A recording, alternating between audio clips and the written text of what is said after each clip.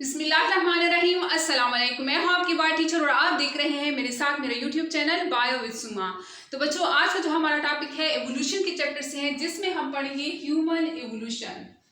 Human evolution start करने से पहले इज अ मुस्लिम हमारा ये अकीदा है कि अल्लाह ताला ने हजरत आदम अलैहिस्सलाम को पैदा किया और इस दुनिया में जितने भी इंसान हैं सब हजरत आदम अलैहिस्सलाम की औलाद हैं।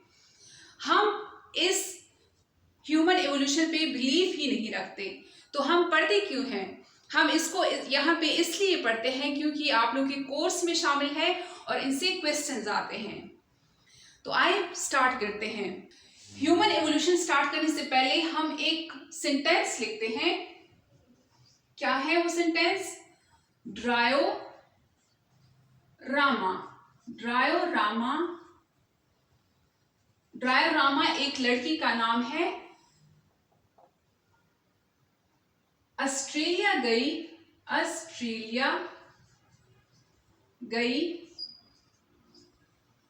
हबी से मिलने।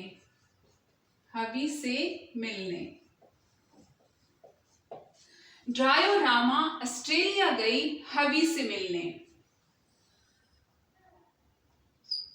होमो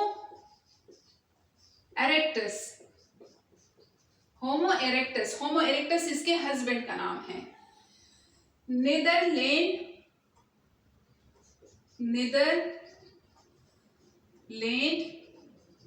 के होम में था। इसका मतलब है कि ड्रायोरामा एक लड़की है, वो ऑस्ट्रेलिया गई अपने हस्बैंड से मिलने, लेकिन उसका हस्बैंड जिसका नाम है होमो इरेक्टस वो ऑस्ट्रेलिया में नहीं था बल्कि नीदरलैंड के एक अपने घर में था। ये आप लोग लिख ले, इससे हम ट्रिक बनाएंगे। अब बात करते हैं ह्यूमन एवोल्यूशन की। तो हम पीछे आते हैं, यानी 65 मिलियन ईयर्स अगो।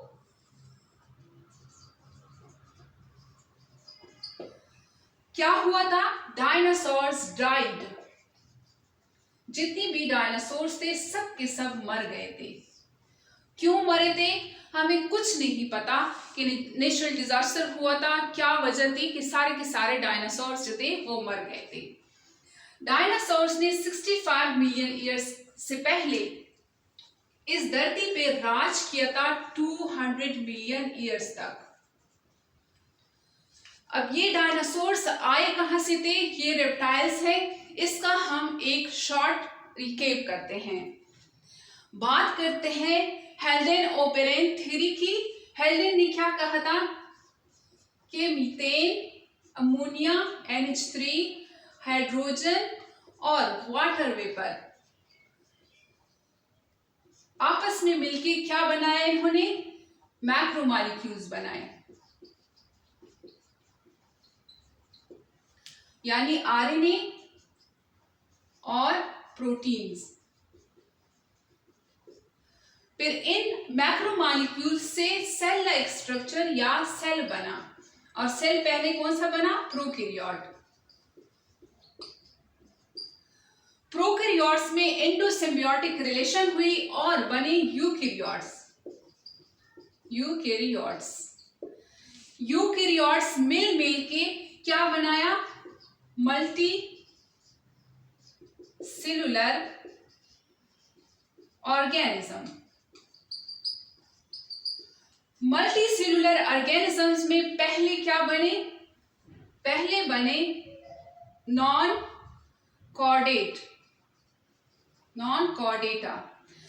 कॉर्डेटा में 10 फाइलम्स है। 10 फाइलम्स, पोरिफेरा, नाइडीरिया, टिनोफोरा, यानी हेवी कॉर्डेटा तक। नॉन कॉर्डेट के बाद बने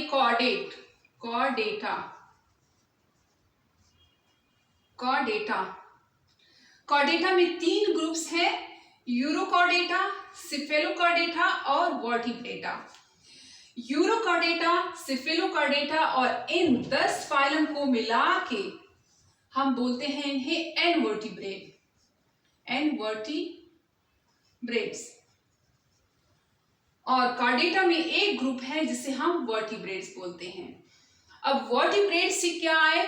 वर्टिब्रेट्स में पहले आए पाइसेस यानी फिशेस, फिर फिशेस से इवॉल्व हुए एम्फीबियंस, एम्फीबियंस से इवॉल्व हुए रेप्टाइल्स, रेप्टाइल्स में डायनासोर्स जो थे वो 200 मिलियन ईयर्स तक इस धरती पे उसका राज रहा, और कब खत्म हुए? 65 मिलियन ईयर्स अगो डायनासोर्स का खात्मा हुआ। यहाँ पे रेप्टाइल से मैमल्स बने और एविस बने और कुछ मॉडर्न डे रेप्टाइल्स बने। अब जो मैमल्स थे 65 मिलियन ईयर्स के बाद यहाँ पे कौन डोमिनेट कर गया? मैमल्स। यानी बात हम स्टार्ट करते हैं 15 मिलियन ईयर्स अगो की। एक मैमल था जिसका नाम क्या है? ये एक मैमल है ड्रायोपिथेकस। ड्रायोपिथेकस किस तरह का नजर आता है? ड्रायोपिथेकस नजर आता है मोर एप लाइक, मोर एप लाइक। इसके बॉडी पे बाल होते थे और ये 4 पैरों पे चलता था, जैसे कि पिक्चर में दिखाया गया है। ड्रायोपिथेकस ने जन्म दिया, यानी इसमें कोई म्यूटेशन हुई होगी, इसने जन्म दिया 2 ग्रुप्स को, रामापिथेकस और मंकीज।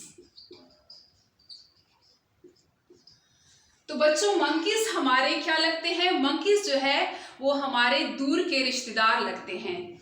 यहाँ पे हम मंकीज को छोड़ देते हैं क्योंकि हमने ह्यूमन इवोल्यूशन पढ़ना है, तो मंकीज की बात हम यहाँ तक करके छोड़ देते हैं। अब आगे आते हैं रामापिथेकस पे। रामापिथेकस कैसे नजर आते थे? रामापिथेकस जैसे कि पिक्चर में दिखाया गया है, रामापिथेकस नजर आते थे मोर मैन लाइक, और ये क्या थे? अर्बोरल थे, अर्बोरल यानी पेड़ों पे रहते थे। थर्ड, फोर यानी 4 लैम्प्स पे चलते थे, 4 पैरों पे चलते थे। रामापिथेकस ने जन्म दिया ऑस्ट्रेलोपिथेकस को। यहां पे मैं इसको मिटा देती हूं ताकि जगह बन जाए। रामापिथेकस ने जन्म दिया, ये चीजें भी हटा देती हूँ ताकि जगह बन जाए।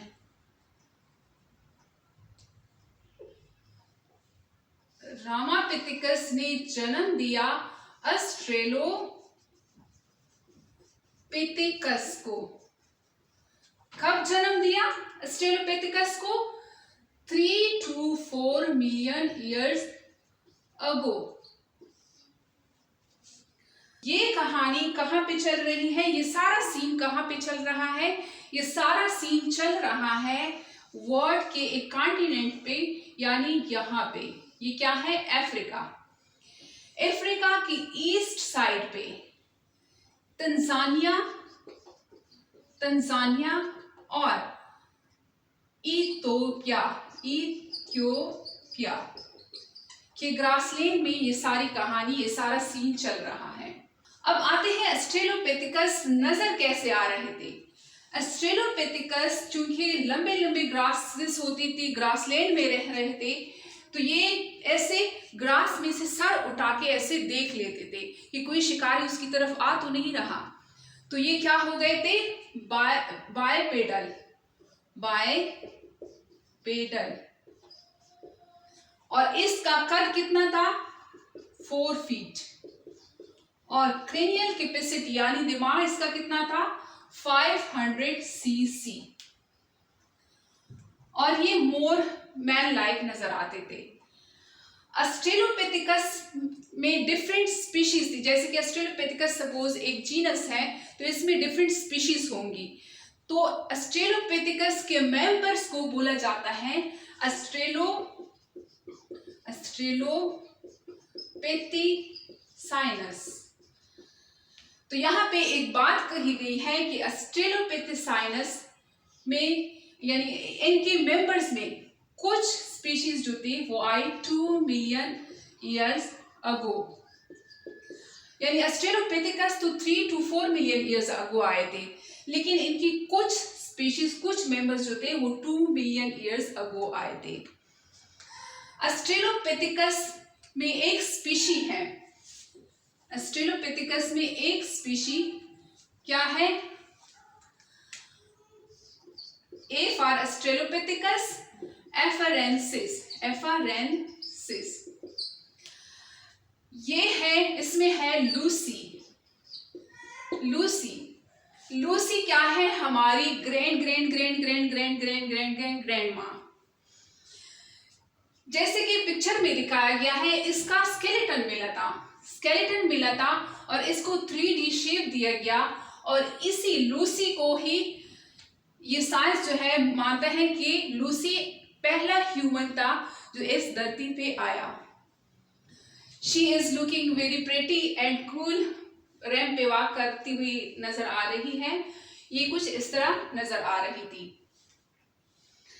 ऑस्ट्रेलोपिथेकस में एक दूसरा मेंबर है, ऑस्ट्रेलोपिथेकस अफ्रीकाना। ऑस्ट्रेलोपिथेकस अफ्रीकाना का एक हमें स्केलेटन मिला था ईगल की नेस्ट में, और इसको स्टडी किया गया और देखा गया, इसकी 3D शेप बनाई गई जो कुछ इस तरह का नजर आता है, और ये एक बेबी का स्कल था और इसका नाम क्या था? ट्वांग बेबी। तो ये है ऑस्ट्रेलोपिथेकस की स्टोरी। फिर ऑस्ट्रेलोपिथेकस ने जन्म दिया होमो हैबिलिस को। ये मैं बिठा देती हूं ताकि जगह बन जाए।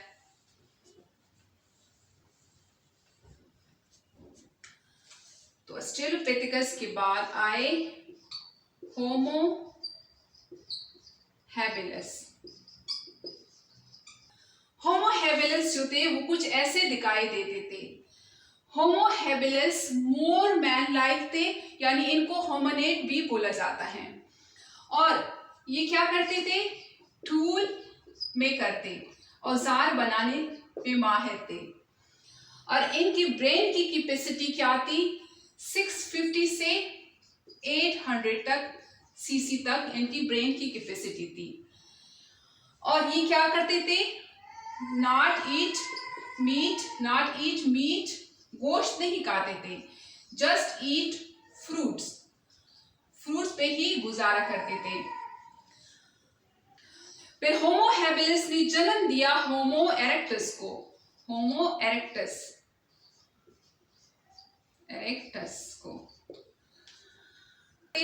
इरेक्टस की जो ब्रेन की कैपेसिटी थी वो है 900 सीसी, यानी ब्रेन की कैपेसिटी ज्यादा होती गई। होमो इरेक्टस को अफ्रीका अच्छा नहीं लगा, उनके कुछ मेंबर्स जो थे वो गए चाइना और फिलीपींस। ये अफ्रीका है, अफ्रीका के साथ यहाँ पे सपोज एशिया है, और यहाँ पे चाइना है और फिलीपींस हैं। तो यहाँ से इनके मेंबर्स जो थे, कुछ मेंबर्स वो मूव कर गए चाइना और फिलीपींस। तो ये हमें कैसे पता कि इनके मेंबर्स चाइना और फिलीपींस गए? 1891 में हमें इनके स्केलेटन मिले हैं। फिलीपींस में जो स्केलेटन मिला है जावा के मुकाम पे, हम उसे बोलते हैं जावा मैन, और चाइना में पीकिंग के मुकाम पे हमें इनका स्केलेटन मिला है और हम इसे बोलते हैं पीकिंग मैन। इनमें कैनिबलिज्म हमें देखने को मिला जब हमने इनकी हड्डियों को स्टडी किया, इनके बोन्स को स्टडी किया गया, तो उन पे निशानात मिले हमें दांतों के, जिनसे हमें पता चला कि ये एक दूसरे को खाते थे। इसके अलावा होमो इरेक्टस में फैमिली सिस्टम जो था वो डेवलप हुआ। इसका हमें कैसे पता चला? इसका हमें ऐसे पता चला कि कुछ चोटें ऐसी लगी हुई थी जो बहुत ही शदीद थी, लेकिन उसके बावजूद भी उनके जो मेंबर्स थे होमो इरेक्टस के, वो जल्दी नहीं मरे थे। तो कोई था, इसका मतलब है कि कोई था उनका ख्याल रखने वाला। तो इससे हमें पता चलता है कि फैमिली सिस्टम यहाँ पे डेवलप हुआ।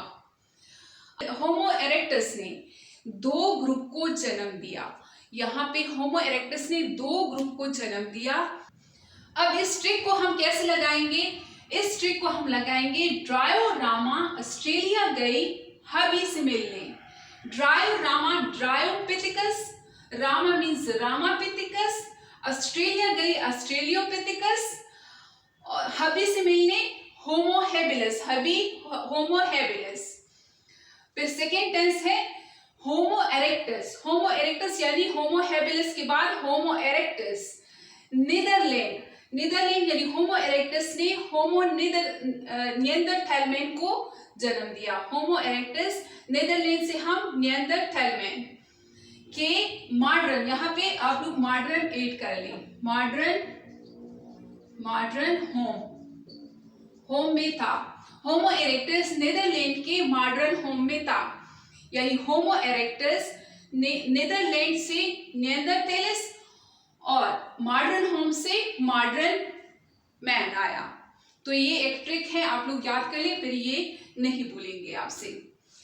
अब यहाँ पे बात करते हैं होमो इरेक्टस की। होमो इरेक्टस, होमो इरेक्टस ने जन्म दिया दो ग्रुप को, होमो सिपियंस, निएंडरथैलमैन। कब जन्म दिया था? ये बात है 1 लाख से 40,000 ईयर्स अगो की। दूसरे ग्रुप को जन्म दिया था जिसका नाम है होमो सिपियंस फोसैलस, फोसैलस। और ये कब आए थे? 75,000 मिलियन ईयर्स, 75,000 से 10,000 ईयर्स पहले। होमोसेपियंस का दिमाग ज्यादा है, होमोसेपियंस फोसिलिस। ये बॉडी में तो थोड़े से पतले थे, जिस तरह की पिक्चर में दिखाया गया है। ये बॉडी के लिहाज से इतने स्ट्रांग नहीं थे, लेकिन इनके पास दिमाग खासी अच्छी थी, यानी 1600 सीसी इनके पास क्रेनियल कैपेसिटी थी।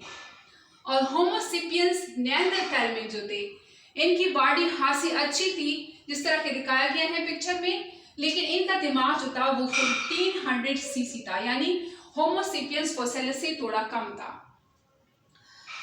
बच्चों, आप लोग के जहन में ये बात तो आई होगी कि जितनी भी ऑर्गेनिजम्स हैं सब की स्पीशीज मौजूद हैं, लेकिन एक ह्यूमन ऐसा स्पीशीज, एक ह्यूमन जो है एक ऐसा स्पीशीज है जिनके डिफरेंट स्पीशीज मौजूद नहीं है, सिंगल ह्यूमन एक स्पीशी है।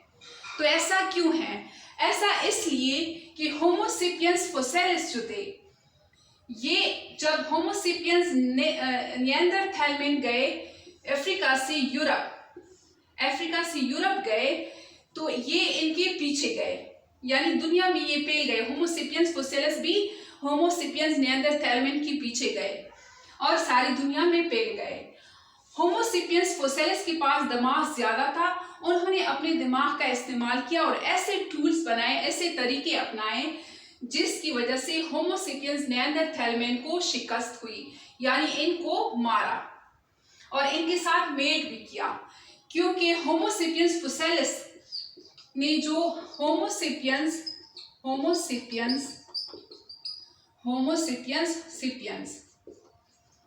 जिसे हम मॉडर्न मैन भी बोलते हैं, मॉडर्न मैन, इनके डीएनए में कुछ डीएनए जो है वो निएंडरथैलमैन का है और कुछ डीएनए होमोसेपियंस फोसिलिस का है। होमोसेपियंस निएंडरथैलमैन जो थे वो मजहबी लोग थे, वो मजहब को मानते थे, क्योंकि इनके ग्रेव को जब कूदा गया तो उनके साथ कुछ बर्तन और कुछ ऐसी चीजें मिली जिससे पता चलता है कि ये मजहब को मानने वाले थे और ये बहुत ही स्ट्रांग लोग थे। इन्होंने टाइम गुजारा आइस एज में भी इन्होंने सरवाइव किया, क्योंकि ये जर्मनी गए थे। वहां पे जर्मनी में निएंडरथैलमैन एक जगह है, निएंडरथैलमस एक जगह है जहां पे इनका स्केलेटन मिला है, और ये अपनी बॉडी को भी जो एनिमल्स के फर्स होते हैं या स्किन होते हैं उससे छुपाते थे। तो यहाँ पे निएंडरथैलमैन का खात्मा किया होमोसेपियंस फोसिलिस ने। अपने दिमाग की शक्ति को यूज़ करके, जैसे कि आजकल इसराइल वाले फ़लस्तीन के साथ कर रहे हैं। इसराइल वाले इतने ताकतवर तो नहीं हैं, लेकिन उनके पास दिमाग खासा अच्छा है। वो अपने दिमाग को यूज़ करके फ़लस्तीन के निहत्ते अवाम के साथ बहुत ज़्यादा जुल्म कर रहे हैं और फ़लस्तीन की ईंट से ईंट बजा दी हैं, जो बहुत ही अफसोस की बात है। तो बच्चों, ये था हमारा आज का लेक्चर। उम्मीद करती हूँ आप लोगों को समझ में आया होगा। मिलते हैं नेक्स्ट लेक्चर में। अल्लाह हाफिज़।